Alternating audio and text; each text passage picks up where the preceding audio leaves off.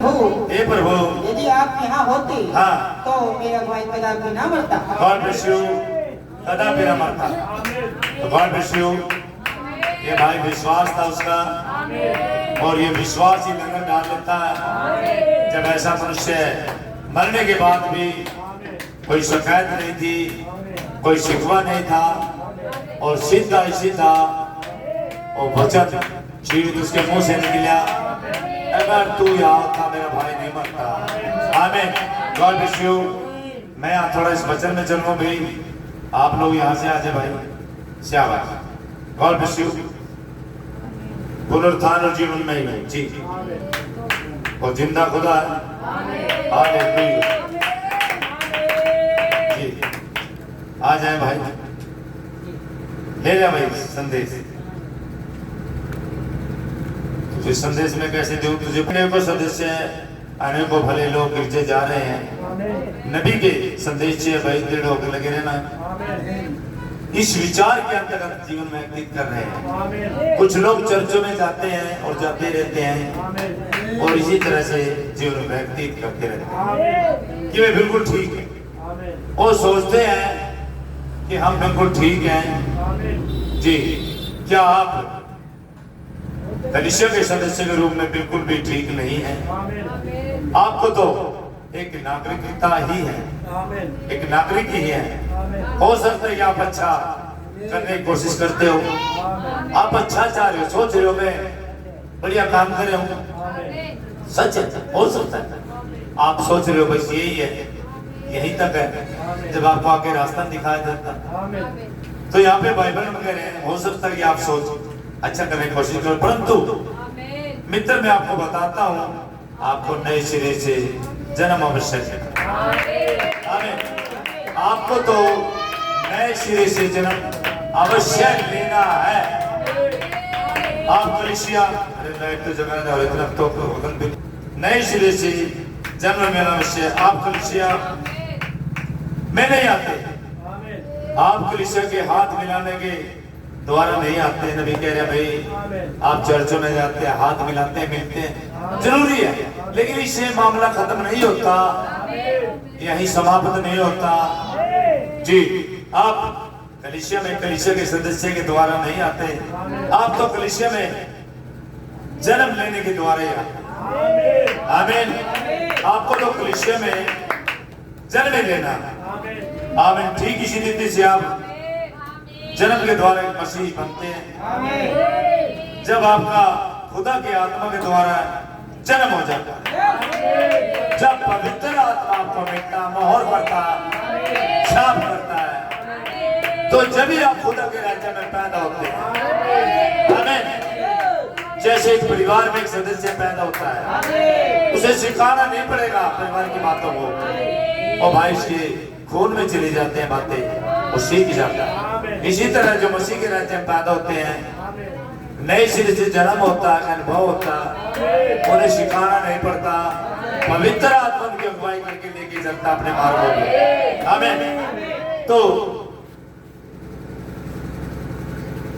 तो आप एक मसीह होते हैं, दृढ़ता पूर्वक लगे रहना। जी हाँ, यही है। जब आप किसी चीज को प्राप्ति कर सकते हैं, वे सभी लोग जो सभी कालों के दौरान उसे हमेशा हासिल करने में सक्षम हुए, वे दृढ़ होकर लगे रहे। आमीन।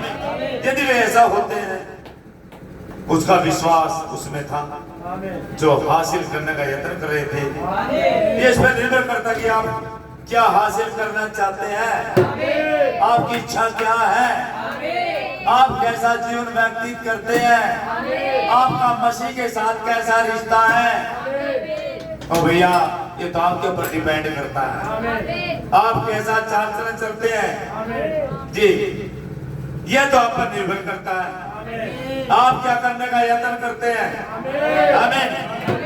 आपने दृढ़ होकर पक्का इरादा कर किया हुआ है या नहीं, यह आप पे डिपेंड करता है कि आपने पक्का इरादा किया नहीं किया। आपने अगर आपने एक संकल्प लिया, एक वायदा किया, अगर आपने एक वायदा किया मैं इस मार्ग पे चलूंगा, मैं निष्ठावान होकर चलूंगा, ये आप पे निर्भर करता है। फैसला आपका है। फैसला मसीह के साथ है। आमीन। आप उस पर कितना विश्वास है जो आप कर सकते हैं? हमारा खुदा आप पर अवश्य ही विश्वास होना चाहिए, अवश्य ही खुदा पर विश्वास करना चाहिए। आमीन।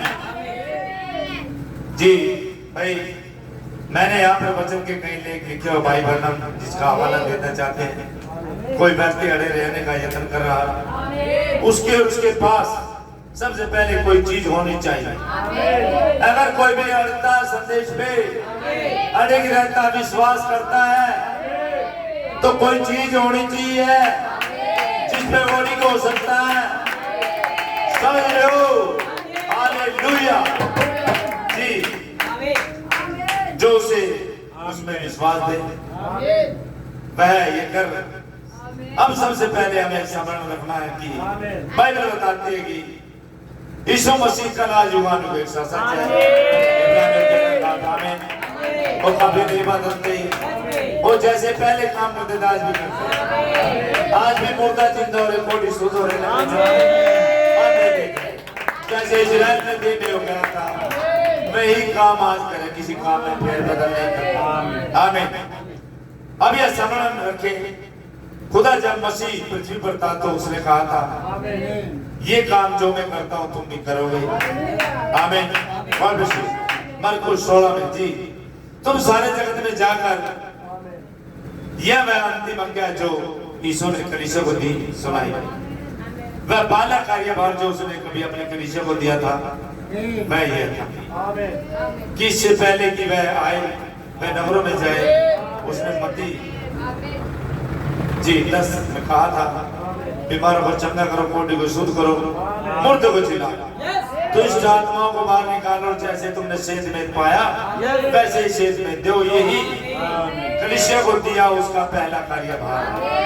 आमीन। वह अंतिम कार्यभार या वो अंतिम शब्द जो उसने फोटो से तब निकाले थे जब वह ऊपर चले जाने को था। तब तक कि वह ललकार के साथ बलि स्वर्गदूत के शब्द के साथ फिर से नहीं आता। उसने अंतिम कार्यभार दिया। उसने कहा था सारे जगत में जाओ, हर एक सृष्टि को शुभ समाचार का प्रचार। वह जो बपतिस्मा, वह जो विश्वास करे और बपतिस्मा ले उसी को उद्धार होगा। और जो विश्वास न करे वह दोषी ठहराया जाएगा। जो वचन पे विश्वास ना करे और दोषी ठहराया जाए। जो विश्वास करे कोई वचन निकले उसी को उद्धार होगा। आमीन। ये एक सरल संयोजक है जो आप वाक्य को एक साथ जोड़ रहे हैं, और जो विश्वास करते हैं उनके ये चिन्ह होंगे। वे मेरे नाम से दुष्ट आत्माओं को निकाल लेंगे, नई नई भाषा बोलेंगे, यदि वे सांपों को उठा लें, यदि वे नाशक वस्तु पी जाए तो भी उनकी कुछ हानि ना होगी, वे बीमारों पर हाथ रखने में चंगे हो जाएंगे। आंध करते हुए वापस आए, प्रभु उनके साथ काम कर रहा था और पीछे पीछे होने वाले चीजों से वचन की पुष्टि कर रहा था। समझे? उनके साथ वैसे इसमें दृढ़ थे जो कि उनके पास हासिल करने कुछ था। आमीन। और दृढ़ थे क्योंकि उनके पास हासिल करने के लिए कुछ था। उनके पास प्रभु से मिला हुआ एक सीधा कार्यभार था। उन्हें प्रभु से मिला कार्यभार था। प्रभु इन्होंने सामर्थ दी, जाओ मुर्दों को जिलाओ, कोढ़ियों को शुद्ध करो, लंगड़ों को चलाओ, आमीन, बीमारों को चंगा करो। एक कार्यभार था। जी हालेलुया। वह प्राधिकार या कार्यभार कहाँ तक जाएगा? सारे जगत में हर एक सृष्टि के पास, कितनी पीढ़ियों के पास, प्रत्येक पीढ़ी प्रत्येक सृष्टि के पास। तो वे पतरस ने पेंतेकोस्ते में कहा था मन फिराओ, पर तुम में से हर एक अपने अपने पापों की क्षमा के लिए प्रभु यीशु मसीह के नाम का बपतिस्मा ले, तो तुम पवित्र आत्मा का दान पाओगे, जो कि ये प्रतिज्ञा तुम और तुम्हारी संतान और दूर दूर के लोगों के लिए भी है, जिन्होंने प्रभु हमारा खुद अपने पास बुलाएगा। कैसे आप पवित्र आत्मा को और मसीह की सामर्थ को सिर्फ पूर्व समय में हुई किसी पीढ़ी तक ये देखते हैं। भाई आप आज क्यों नहीं विश्वास करते उन कामों को, जब आज में वही खुदा है, जो पुराने समय का खुदा था वो तो आज भी वही खुदा है। आप विश्वास करें, जो वचन वहां पे था आज भी तो वही वचन बोल रहा है, आज भी वही खुदा। तो यहाँ पे मैं थोड़ा ध्यान करता है जी, बाइबल में कह रहे हैं वह नाम धारे कलीसियों में है, वह किसी भी नाम धारे कलीसियों की पैरवी नहीं करता। खुदा तो व्यक्तिगत मनुष्य से प्रत्येक पुरुष, प्रत्येक स्त्री या लड़के या लड़की जो उस पर विश्वास करेंगे व्यवहार करता है। इसे कोई मतलब नहीं कि वे कहाँ से आए हैं, किस नामधारी कलीसिया से संबंध है। वह तो भूखे हत्या को खोज रहा है, आमीन। वो तो ऐसे हत्या को खोज रहा है जो उसके वचन को सुन सके और उस पर डटा रहे, उस पर चल सके। हर एक जो अपने आप को खुदा को सौंप सके और कह सके प्रभु मैं तैयार हूँ, प्रभु मैं आपके वचन को मैं लेके चलूंगा, मैं आपके कार्य को जो आपने मुझे सौंपा उस कार्य भार को मैं संभालूंगा प्रभु, मैं इस पर दृढ़ता के साथ लगे रहूंगा। हालेलुया, मैं ऐसे थामे रहूंगा। हालेलुया। और बच्चों जी, तो भाई अब देखिए, दृढ़ होकर लगे रहना,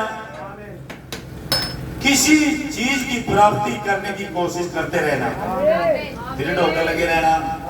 अब मैंने कई बार बताया, आप जब दृढ़ता से थाम सकते हैं जब आपको कोई चीज का पता हो मेरे हाथ लग गई है, इतना आप दृढ़ता से नहीं लग सकते, तभी आप दृढ़ता से लग सकते हैं। आमीन। सभी जमानों में लोग इसी प्रकार से रहे हैं। अब हम इस बात को उदाहरण के लिए नूह को देखेंगे। जब नूह को खुदा की मर्जी मालूम हो गई, उसके बाद वो दृढ़ता पूर्वक डटा हुआ।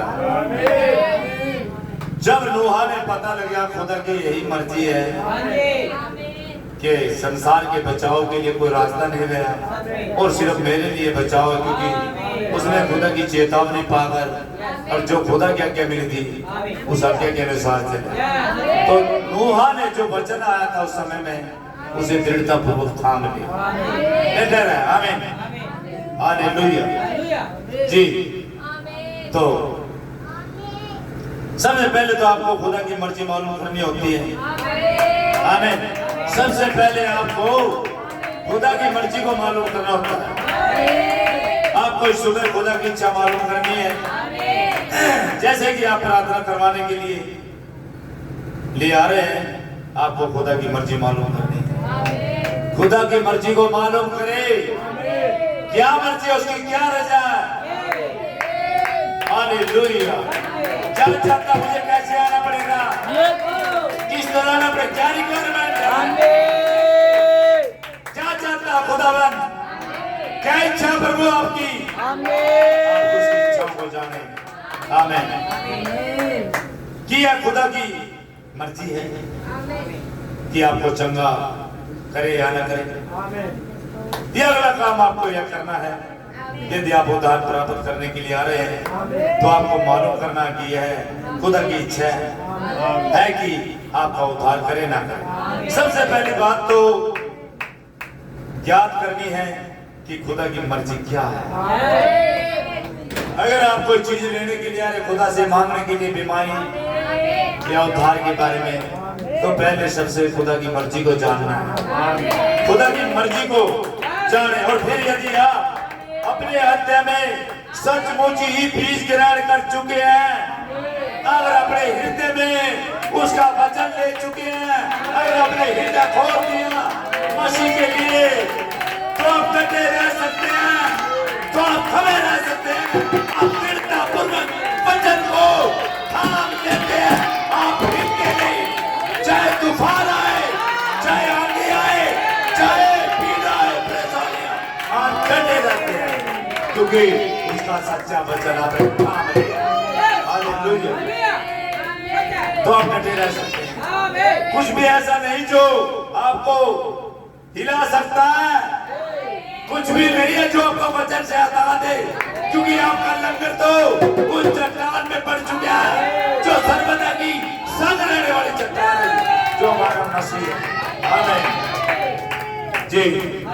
हिला नहीं सकता, इससे कोई मतलब नहीं कि मनुष्य की बुद्धि क्या कहती है कि क्या चेष्टा करती है जी, आपको हिला नहीं सकता कोई भी जी।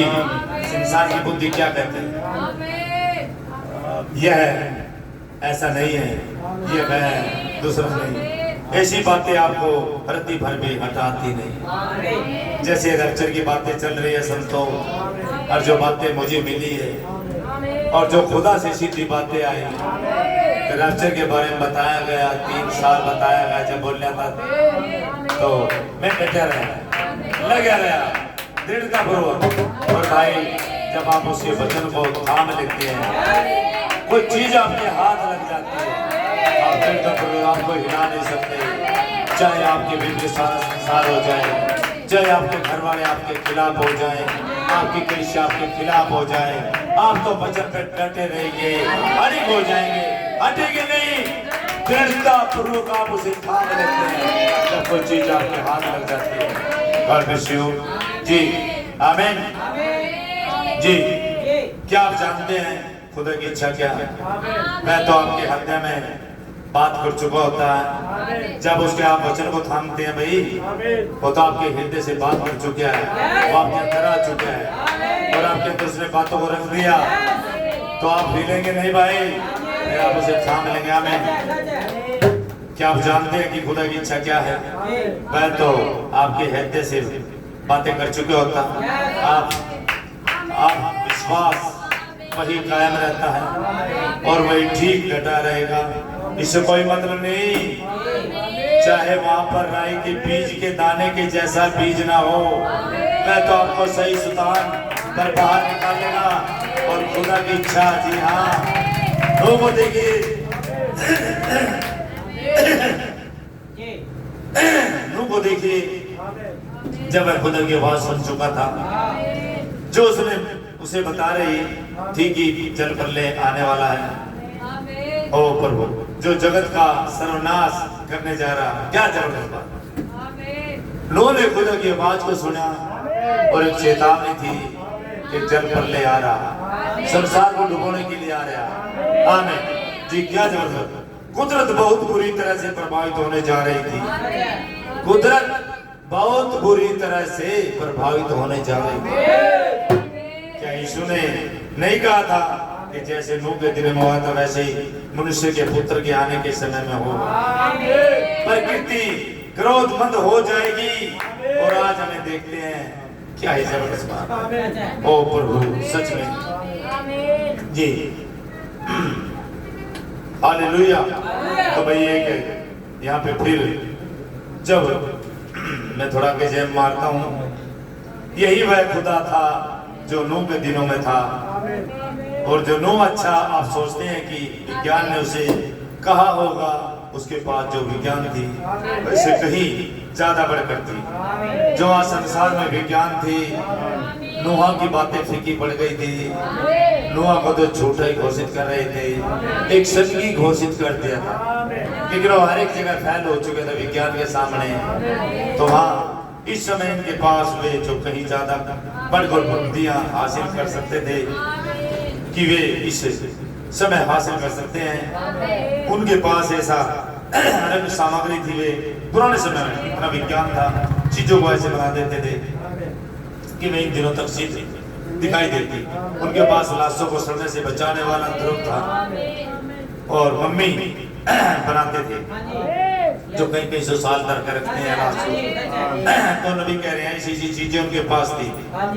आज वैसा नहीं कर सकते, ऐसा कुछ मुझे बताया गया है कि तब उन्होंने एक और चीज बनाई, उन्होंने पिरामिड बनाया। आज कौन पिरामिड बना सकता है? बड़े बड़े विशाल खंड वहां पर है, जा खड़ा हुआ, ऊपर दृष्टि डाली थी और नरसी मूर्ति देखी जी। उन्होंने इस बड़े बड़े गोलाकार पत्थरों को वहां ऊपर कैसे रखा, उन्होंने कैसे किया था, नबी बता रहे जी। मैं थोड़ा जन्म मारता है, थोड़ा के जन्म जैसे कि खुदा ने अब्राहम से पहाड़ के ऊपर ले गया था और वहां उसे अपने निजी पुत्र को बलि करने के लिए कहा, और जब अब्राहम ने इसहाक को तैयार कर लिया तो छोटे इसहाक ने प्रश्न किया। यह खुदा और उसके पुत्र की तस्वीर है जो उसके हाथ के पीछे बांधे, और उसने कहा यह आग है और यहाँ लकड़ी है तथा ऐसे और दूसरी वस्तुएं हैं और पत्थर है और यहाँ पर वेदी है, लेकिन बलि का। छोटे बच्चे ने इसहाक ने कहा बलि का है जी।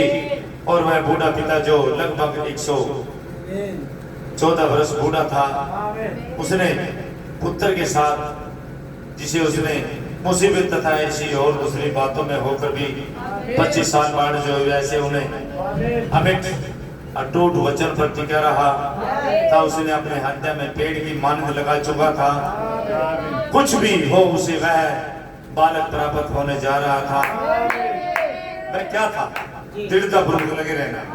उसने कहा था कि मैं उसे यहाँ तक थामे रहता हूँ। मैं जानता हूँ कि यदि खुदा ने उसे मुझे तब दिया था जब मैं उस पर विश्वास करता था, तो वह उसे मरे हुए में से जिलाएगा। आमीन। आप ऐसी स्थिति में हैं, अड़ जाना। पहले खुदा ने उस वचन को थामे रहना। पहले खुदा के वचन को थामे, फिर अड़ जाना। देखिए ये खुदा का वचन है, इस डटे रहना, अड़ जाना, थामे रहना जी। हालेलुया। बाइबल करें कामों के विज्ञान में और महान विज्ञान जगत के दिनों में कर सकते हैं। वैसे करके दिखा सकते हैं कि आप कैसे सोचते हैं, कभी से पार हो जाएं।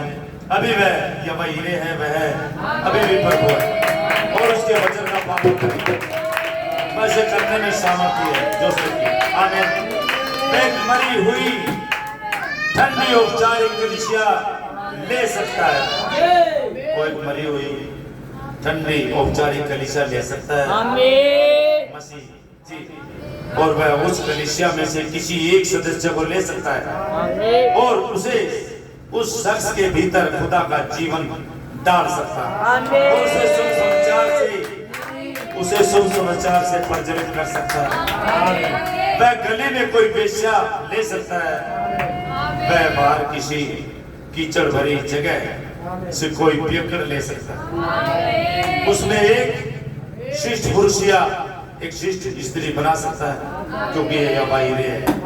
पर वो स्वयं बलिदान का इंतजाम करेगा। हमें कैसे हम अपने आधार पर खुदा को नीचे गिरा देते हैं। हमें अपने आधार सोचते हैं, हमें अपने आधार पर विश्वास करते हैं। आप उस चीज को तज दें। यही है जिसे हवा मुश्किल में पड़ गई थी, वह अपने आधार पर सोच विचार कर रही थी। आप तो बस खुदा के आधार पर ही सोच विचार, जो उसका वचन कहता है आप तो उसी पर विचार करें। आप विश्वास के द्वारा उसके वचन पर यकीन करने के द्वारा स्वयं को ऊपर उठाते हैं।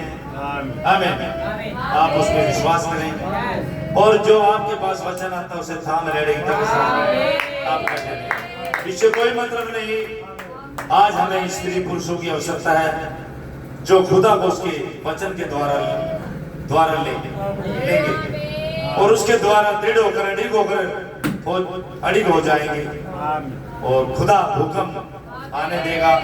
सबसे पहले छावनी के लिए हिलाता है। खुदा इस बात की परवाह नहीं करता कि माँ वर्षा होने जा रही है। आमीन। खुदा का जन कोई परवाह नहीं करता जिसे वचन आ जाता है क्या है, लेकिन जो उसके वचन उसके पास आता है उस पे अड़िग हो जाता है, डर जाता है, उसे थामे रहता है। ये चीज है आज भी जो आपके पास वचन आया आप उसे थामे। आप कोई भी स्त्री पुरुष या जो खुदा का वचन लेता है तो आप कोई चीज पकड़ लेते हैं। आप कोई चीज पकड़ लेते हैं। आपका तो लंगर पर्दे के भीतर दृढ़ता से पा लेता है। तूफान हिलोरे हर दिशा में दबाता है और हिलाता है, परंतु आपका तो लंगर पड़ चुका होता है। आपकी नाव तो बिल्कुल ठीक ऊपरी स्थान पर आ रही होती है। आप तो दृढ़ता पूर्वक होकर लगे अड़िग बन रहे रहते हैं। आपका विश्वास करने जा रहे होते हैं, जैसे ही निश्चय ही इन्होंने इसका विश्वास किया था और अपने जीवन के लिए खुदा का उद्देश्य हासिल किया था। क्या आप अपने जीवन में खुदा का उद्देश्य हासिल करना चाहते हैं? तो फिर आप दृढ़ हो जाए, और जब आपको वचन मिलता है, जब आपको बाई सुन मिले बाईपास न करें, जब आपको वचन मिलता है तो आप दृढ़ हो जाए, आप उसे अर्थित प्रतिज्ञा से चिपक जाएं, आपकी है, आप उसे थाम ले दृढ़ता पूर्वक, उस प्रतिज्ञा उस वायदे को आप थाम ले, उसके साथ दृढ़ता पूर्वक लगे रहें। आमीन। उसे हर के मतलब कभी कभी विश्वास आपसे ऐसा काम करवाता है जो दुनिया के लिए अजीबोगरीब होता है। यदि यह वह खुदा का वचन है तो उसे घटित होना ही होता है। आप उसे दृढ़पूर्वक लगे रहें, दृढ़ता पूर्वक लगे रहें, और आपकी दृष्टि लगा कर रखें, खुदा ही उसे घटित करता है। हमें खुदा के वचन का इंतजार करें, खुदा के वचन पर टिके रहें, और जब वचन आता है, जैसे भाई सदोम और गोमोरा में घटा, जैसे नूह के दिनों में घटा था, ऐसे ही मनुष्य के पुत्र के दिनों में। लेकिन वहाँ एक बात थी, जब वचन आया था, नूह ने उस वचन को, चेतावनी को पाके उसके साथ निष्ठावान खड़ा रहा, उस दृढ़ता पूर्वक थाम लिया था उस वचन को, अडिग होके लगे रहा। और यही है संतो, आज के समय में जो आपके पास वचन आया, आप इसे थाम ले, इससे कष्ट से मस ना होए, चाहे संसार कुछ भी करता हो, आपके खिलाफ पूरा संसार हो सकता है, सारी कलीसिया हो सकती है। और भाई सच तो ये है, जिन लोगों ने फोटो लगा रखी, ये लोग तो कति अंधे हो चुके हैं। ये कहते हैं भाई हम संस्था नहीं है। अरे संस्था, आप क्या समझ रहे हो? संस्था क्या एक विचार है। आप अगर आज भी वही पुरानी याजक पत्ती उठा रहे हो, अगर वो इसी चीजों को आप चला रहे हो, उसकी आमद को नहीं पहचान रहे हो, उसके आज के वचन को नहीं पहचान रहे हो, खुदा की मर्जी को नहीं जान रहे हो, आप नहीं पूछते प्रभु आपकी मर्जी क्या है, आज भी आप उन्हीं कार्यकलापों में फंसे हो जो संस्था वालों, आप नाम तो संस्था वाले को लेते हैं, लेकिन आप तो उनसे भूले, जिन्होंने मसीह को जान के भी आप अनजाने हो रहे हो। समझ रहे हो? आपको तो भरपाई ज्यादा करनी पड़ेगी। और इतने पक्के हैं, सभी के पास संदेश चलेगा, चेतावनी चलेगी। भाई आप सवाल करें मेरे से, आप आए भाई, पूरे संसार में अगर पवित्र आत्मा पाया हो भाई, यहाँ आ या खुद चेता। और 26 में रैप्चर है भाई, 26 में तबाही शुरू हो जाएगी, क्योंकि दुल्हन यहाँ से जाएगी। हालेलुया। तो ये संदेश है, से थाम लें, दृढ़ता पूर्वक लगे रहें, और जो वचन आपके पास आता, खुदा का वचन, अपने हृदय में उसे थाम ले, उसे थाम ले, हिले ना, चाहे तूफान आए, चांदी आए, चाहे हालात कुछ भी हो। आमीन। God bless you, God bless you. Hallelujah.